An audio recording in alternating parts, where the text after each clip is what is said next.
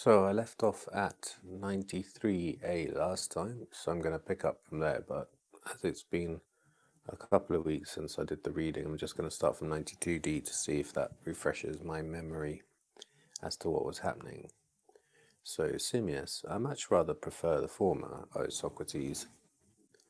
For on the one hand, the latter one came to me without demonstration, but with a certain probability and attractiveness, which is why most men believe it. But on the other hand, I am aware the logos upon which the proof is based on probability are falsely pretentious, and if one does not guard against them, they will most certainly thoroughly deceive one, even in geometry and in everything else. Right, so then it's because Socrates was asking him which option does he prefer, that learning is recollection or that the soul is harmony. And I think Simmias's point is that the soul is harmony was one that sounded attractive but didn't have reasoning behind why that would be the case, while Socrates has just taken him through why learning is recollection. That's to my best memory what that was about. Carrying on up. So therefore, if they're falsely pretentious and if one does not guard against them, certainly thoroughly deceive one, even in geometry and in everything else. Whereas the logos, or reasoning account, of recollection and learning is delivered by a hypothesis worthy of acceptance. For in this way, our soul was also said to exist somewhere before she came into the body.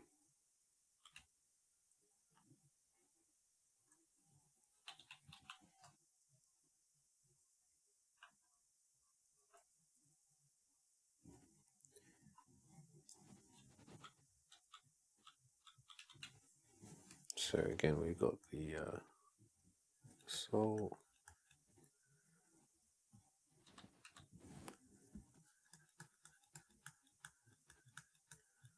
somewhere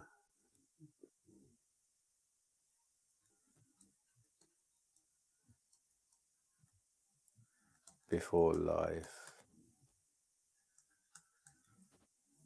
That's life.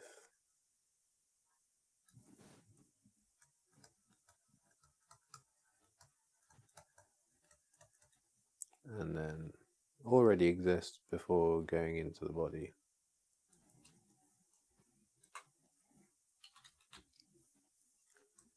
Just as her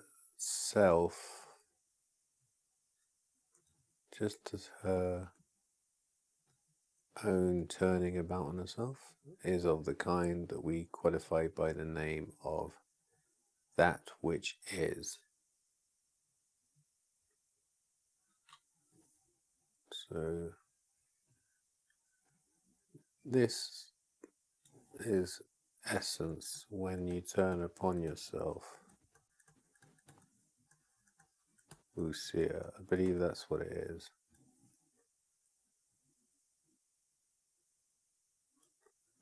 And here it's called that which is.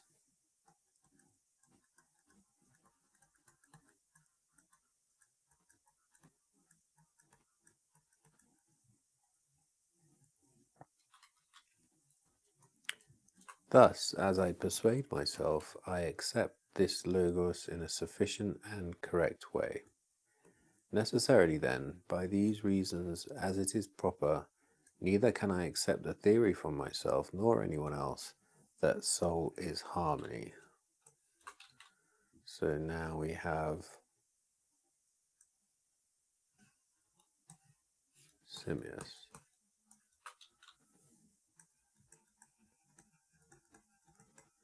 He now agrees to drop soul is harmony.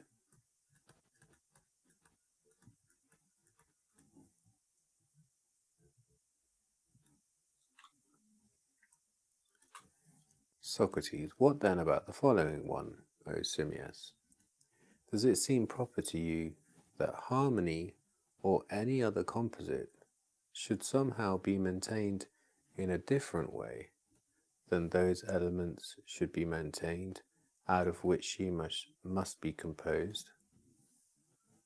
Right, let's see that again. Does it seem proper to you that harmony or any other composite should somehow be maintained in a different way than those elements should be maintained out of which she must be composed?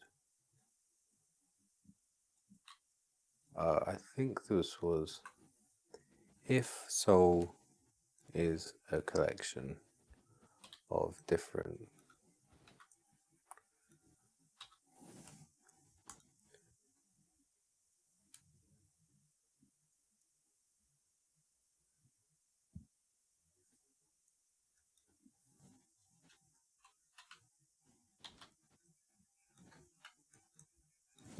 parts,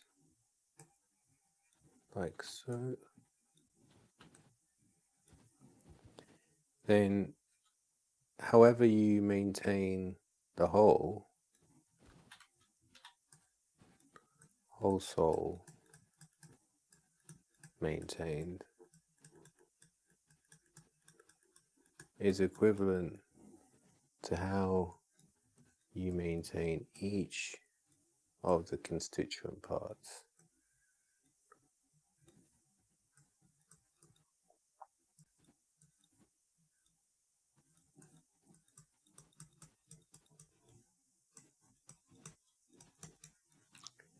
This is 93A. So that then, does it seem proper to you that harmony or any other composite should somehow be maintained in a different way than those elements should be maintained out of which she must be composed? Simmias, in no way whatsoever. Socrates, neither, as it appears to me at least, can she truly act on anything, nor be acted upon by anything in a different way than that which those parts would either act or be acted upon. So it's the same principle where you look at the whole of the soul, or what it's constituted by, and then you ask, is it maintained in the same way?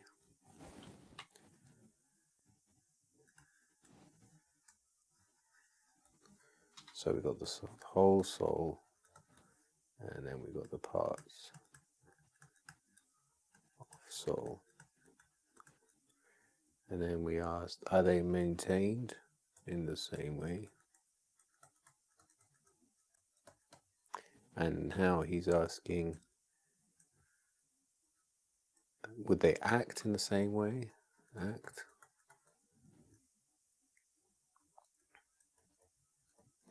in the same way. And acted upon. So if you, I don't know, shifted each of these parts up, then the whole soul would go up. Equally, if these parts moved to the left, then the whole soul would move to the left. I think that's what he's getting at here. Phaedo, he agreed. Socrates, accordingly, it is indeed proper for harmony not to lead those component parts, but to follow those parts out of which she must be composed.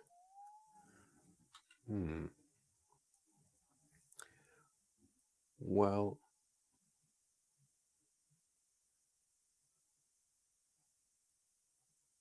okay, it depends. If the soul is something of its own, then no. But if the soul is just the collection, soul as collection of parts, and if those parts, can the soul act of its own accord?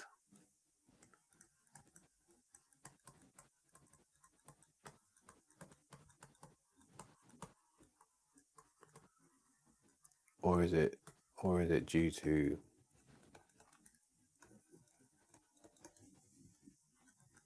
the parts acting? So can it act of its own accord, or the parts acting? Because then that would make sense. If it's the parts that act, then if they lead, the soul does what they do because the soul is them. And accordingly, it is indeed proper for harmony not to lead those component parts, but to follow those parts out of which she must be composed.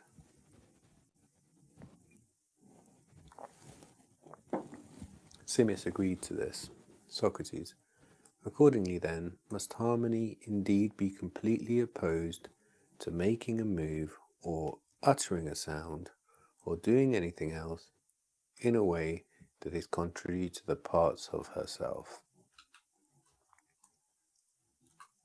So can it act of its own accord, or is it due to the parts acting? Answer.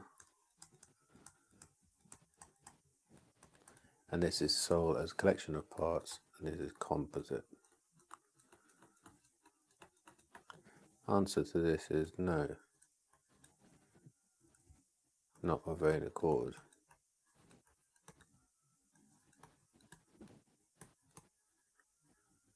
Because soul is a composite. According to this argument, in this argument.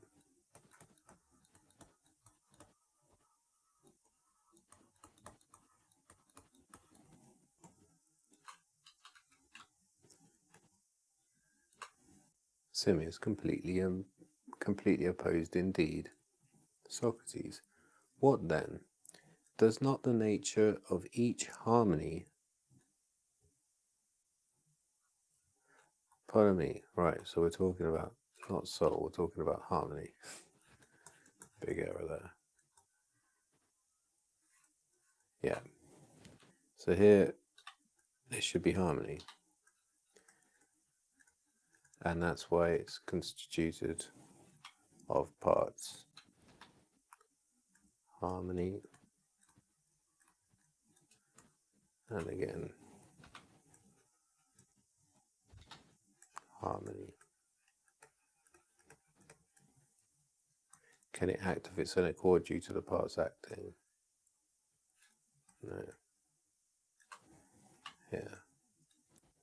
Harmony is a composite.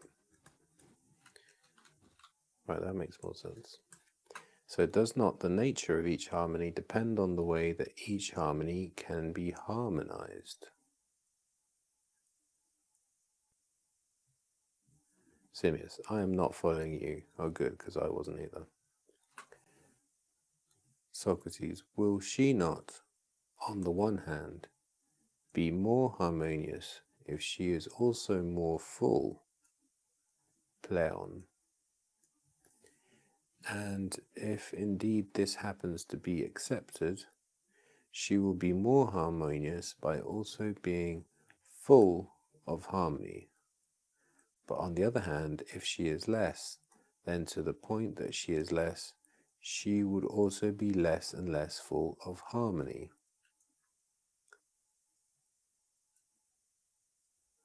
Well, how does that answer this? Does not the nature of each harmony, harmonia, depend on the way that each harmony can be harmonized? Armosthe.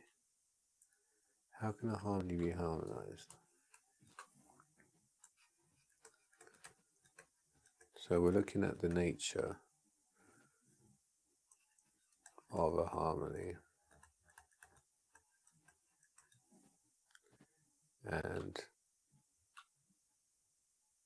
can a harmony be harmonized?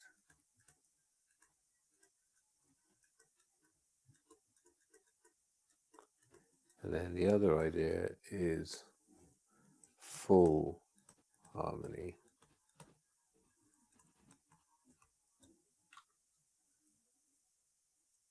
if she is also more full, she'll be more as equivalent to more harmonious.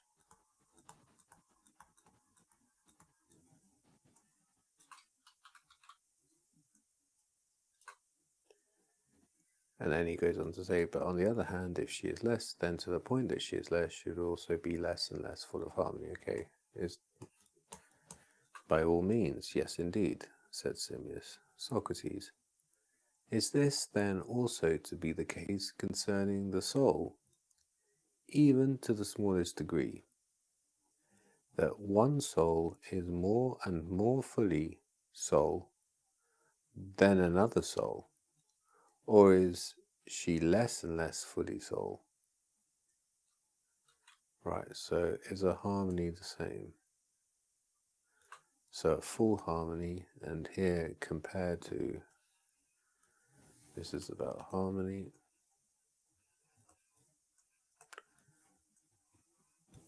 this is about soul. And the question is, more fully soul?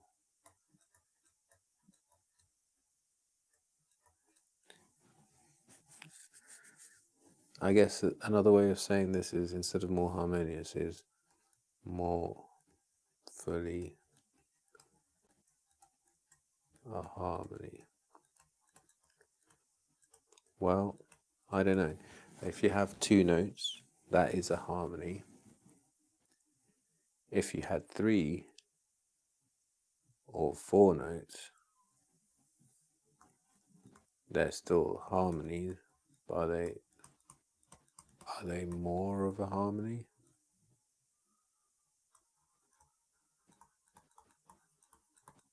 I'm not even sure about that, personally. Why would they be more of a harmony? As in, a harmony only depends only depends on more than one note. The sound would sound louder and fuller. Maybe it would be more complete. As in, if you've only got 2 notes in the harmony and you could have 4 or more, it might not sound as complete. Might not sound as complete.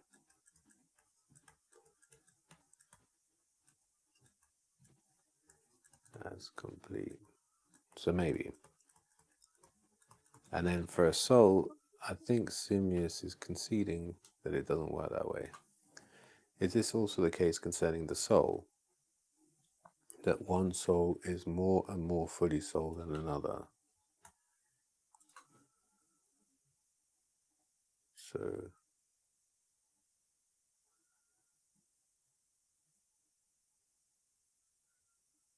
comparing one soul with another.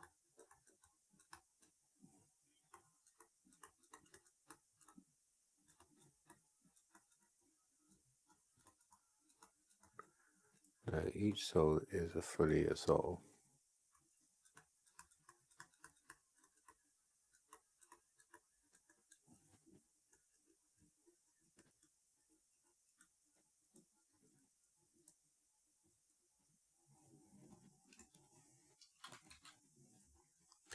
Not in any way whatsoever. Come along then, by Zeus.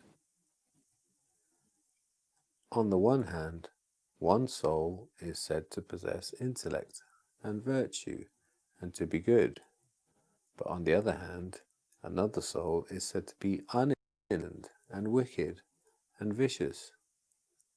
Are these statements made in a true way? Certainly, in a true way. Of those who maintain that soul is harmony, what will someone say are these beings of virtue and wickedness that exist in our souls? Are they, in turn, some other harmony and discord?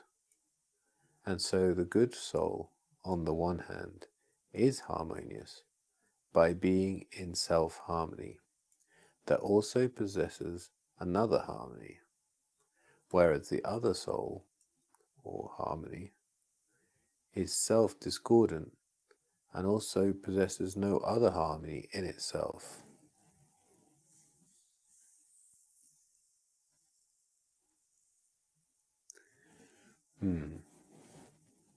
Well, this is troublesome. Of those who maintain that soul is harmony, what will someone say are these beings of virtue and wickedness that exist in our souls? And here you got soul A, soul B,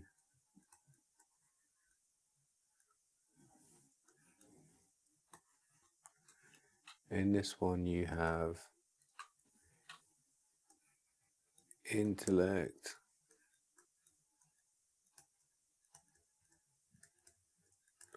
virtue,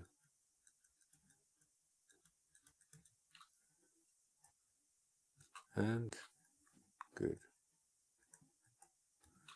And this one, unenlightened,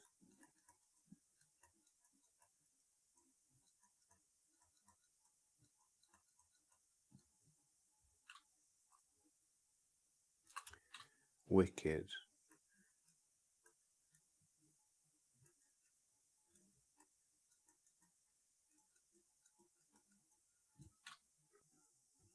vicious.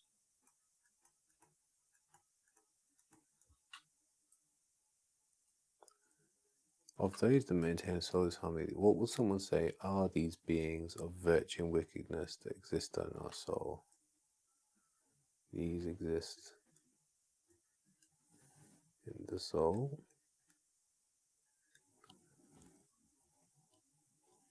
So what is one of these?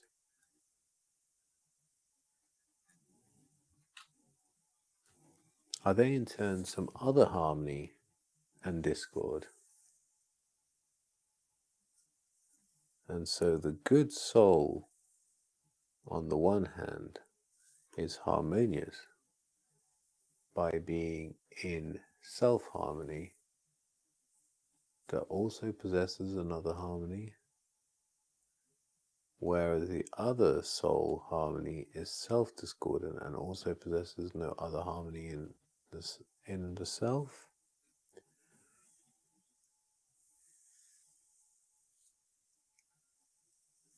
Are they in turn some other harmony and discord? Right, I think it's trying to say that these qualities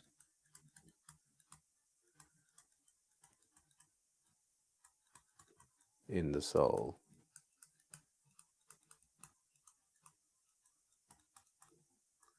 are they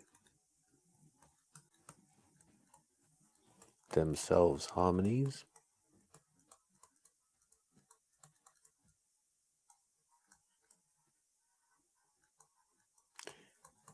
As in the good itself, if there's goodness in soul, like soul A, is this a harmony? A harmony.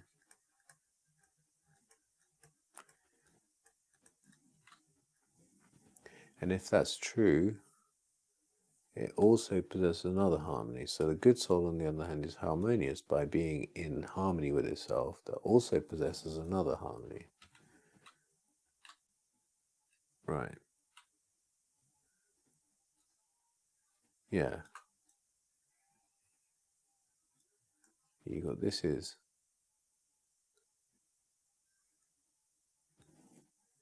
good in harmony. And on the level of the soul, soul is also in harmony.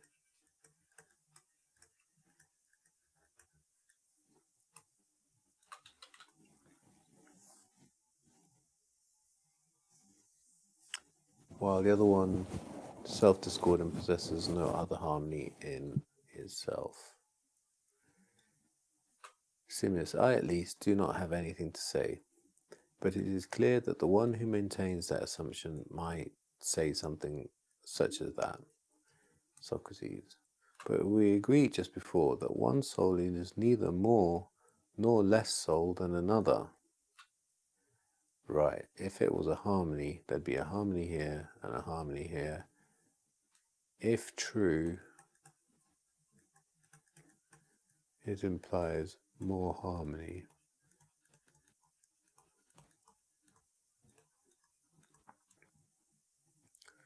But a soul cannot be, it can be a better soul or a worse soul, but it cannot be more soul than another.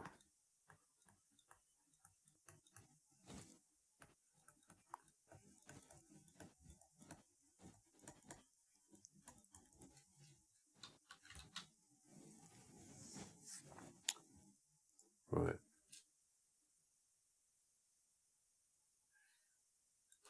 But we agreed just before that one soul is neither more nor less soul than another, but this is equal to agreeing that one harmony is neither more full, not to any degree, nor less full, not to any degree, than another harmony. Is that the case? Yes, indeed. But that which is indeed neither more nor less a harmony or soul is neither more nor less harmonious or soul. Is it in this way? It is. But can anything which is neither more nor less harmonious or soul partake more or less of harmony or soul, or to an equal degree? To an equal degree. Is it not the case then that if one soul is neither more nor less soul than another, she is soul to this same degree? So then she is neither more nor less harmonious or soul. Simmias. It is in this way. Socrates. But if this is so, it would not have received more of a share of discord or of harmony? It would not indeed. This being the case in turn, could one soul have been affected any more by vice or share of virtue any more than another soul? If indeed then on the one hand vice is discord, and on the other hand virtue is harmony? By no more.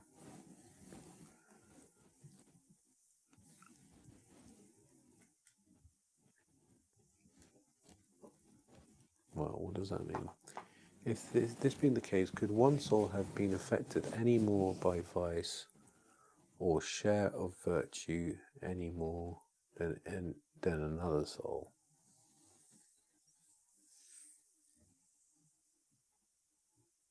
If indeed then on the one hand vice is discord,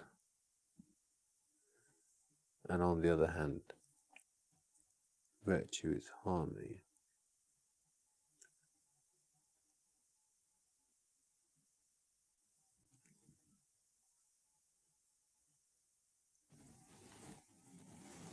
well, I'm not sure about that. This being the case in turn, could one soul have been affected any more by vice or share of virtue any more than another soul? If indeed then on the one hand vice is discord, and on the other hand virtue is harmony?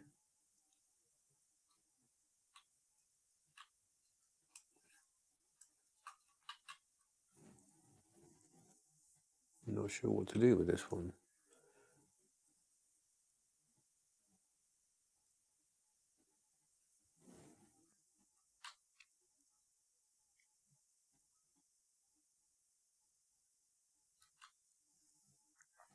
So you've got two souls. One of them is affected by, was it virtue as a harmony, and this one also is.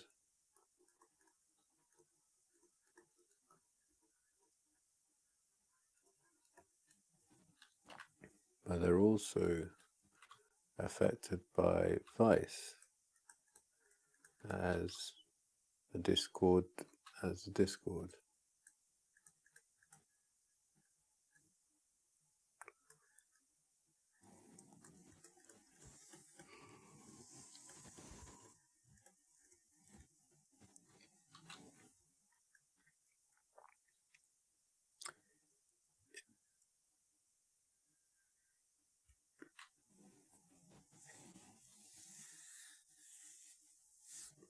Why does it? But the answer to this question is: could one soul have been affected any more by vice or share of virtue, any more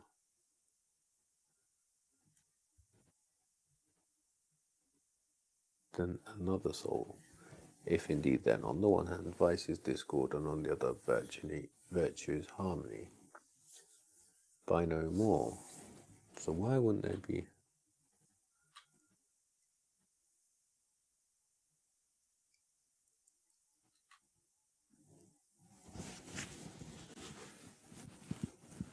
This is A.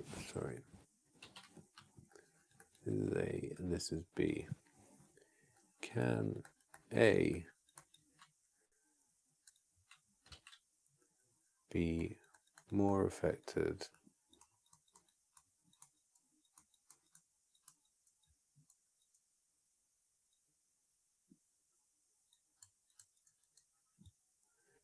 can A be more affected than B by harmony or discord? Well, if we're assuming that souls are harmonies, then the same harmony effect of a harmony or a discord would have the same effect to the extent that these forces are the same of harmony and discord. But it is certainly much more so, O Simia, that according to the correct logos, soul would in no way share of any vice if indeed she were a harmony. For it is beyond a doubt that if harmony is entirely harmony, then to this same degree would never share of discord. If souls are harmony.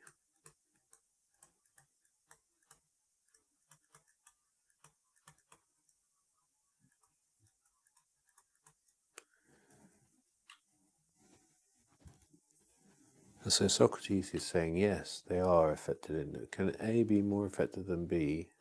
Socrates said yes.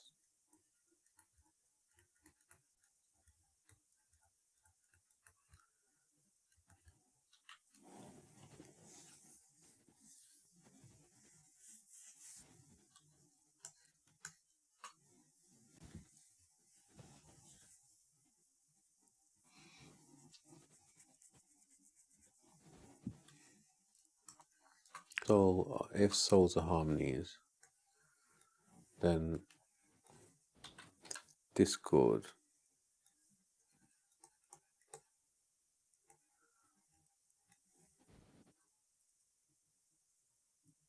will not be allowed in.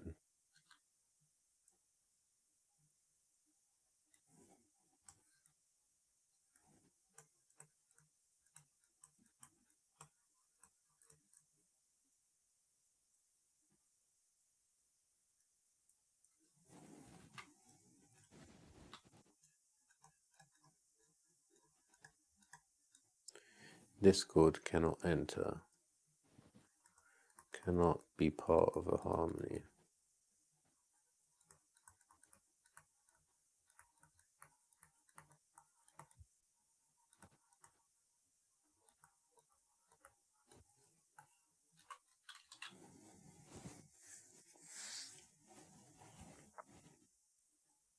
Because it will never share of discord. Simius certainly would not. But it is also beyond a doubt that if soul, she would never share of vice. Simius, how could it not be in this way indeed? in view of what has been said. Accordingly, then, it follows from this reasoning that all the souls in all of us living beings will be similarly good to this same degree, if indeed souls are similarly produced. Seems to me, at least, it appears to be so, O Socrates.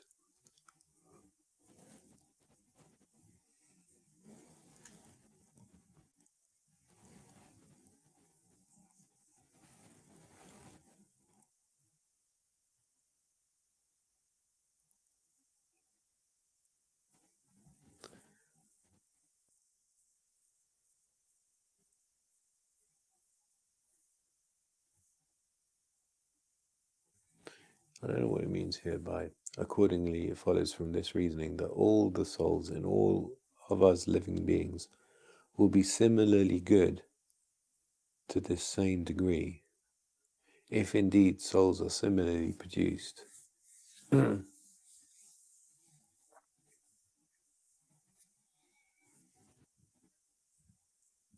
Because no discord can enter.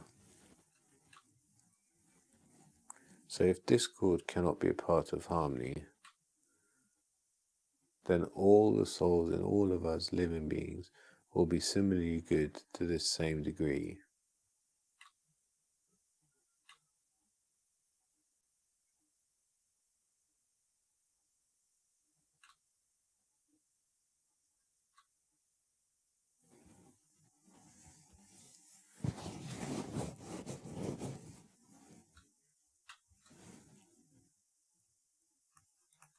So all souls similarly good.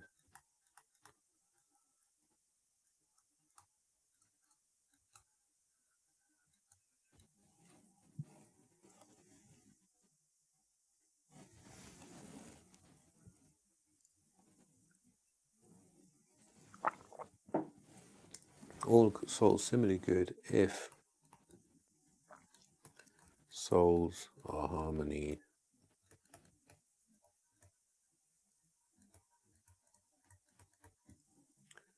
and no discord is admitted.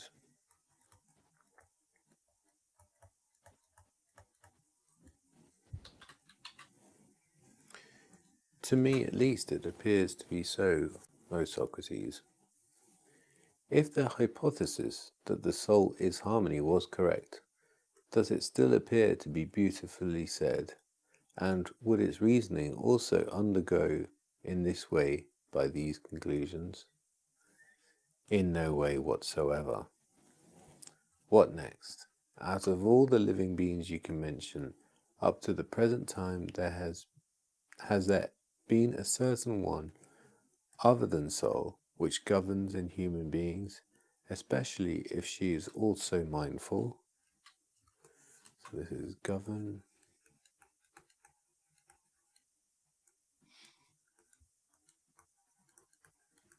mindful.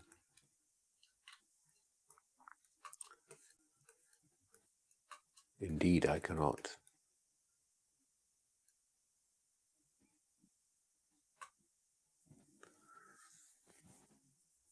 What next? Out of all the living beings you can mention up to the present time, has there been a certain one which governs human beings, especially she is also mindful? Indeed, I cannot. Probably no. And does she do so by embracing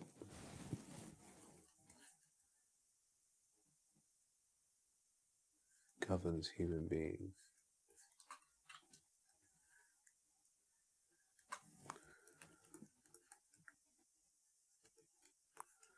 So the soul,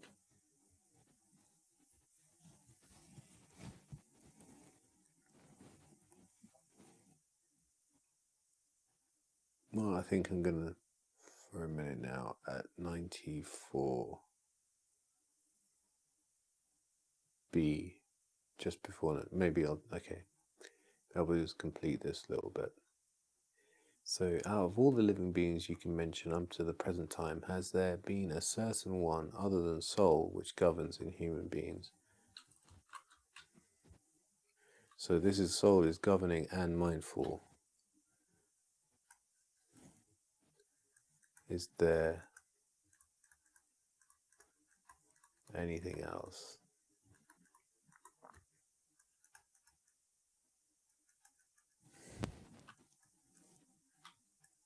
Is there anything else which does this for body?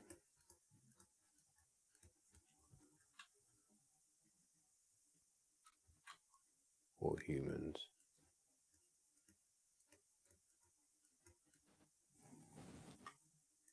Well, the text actually says humans.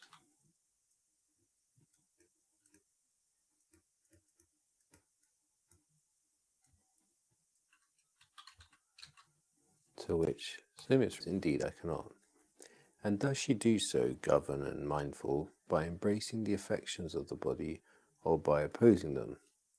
Thus I mean this, such as when the body is hot and thirsty, the soul draws it to the opposite condition, to not drinking, and when the body is hungry, to not eating, and we certainly see countless other ways of the soul opposing the affections of the body. Or is that not the case?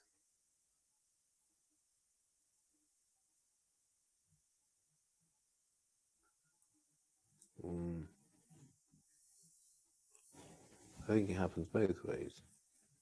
If the body is hot and thirsty, the soul draws it to the opposite condition, to not drinking, and when the body is hungry, to not eating.